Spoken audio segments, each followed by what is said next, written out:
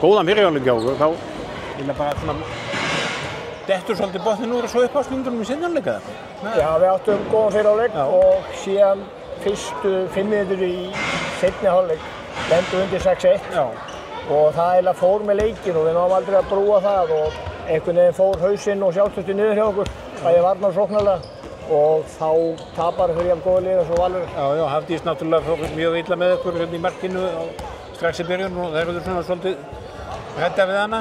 Já, við fengum færi í upphafi og klúðruðum og þegar fórum klúðra færunum þá hættum við síðan að fá færin vegna þess að þá fór trúinn og ef maður ekki með trú þá er þetta erfitt. Nei, mitt maður sá það greinilega á varnarleiknum ykkar milli seinni og fyrri hálfleik að það var munur á eftir því svona mistu svolítið trúna. Já, við vorum með góða vinnusemi í vörn og leikmenn fóru fyrir skipulagi, svo duttum við aðeins út úr því í seinni hálfleik og fengum frekar ódýr mörk á okkur fannst mér, en en bara heilt yfir Valur bara betri í dag. Já.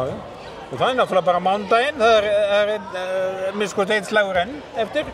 Jú, við verðum allan að sýna taka leik á mánudaginn og þú þarf ekki að gefast upp, eins og ég sagði hérna í viðtali fyrir leik að íþróttin eins og lífið, það er slæmir dagar og góðir og stundum koma 2-3 slæmir en það er ekkert að gera annað en að halda áfram og brosa og hálfgjum og góða dagur.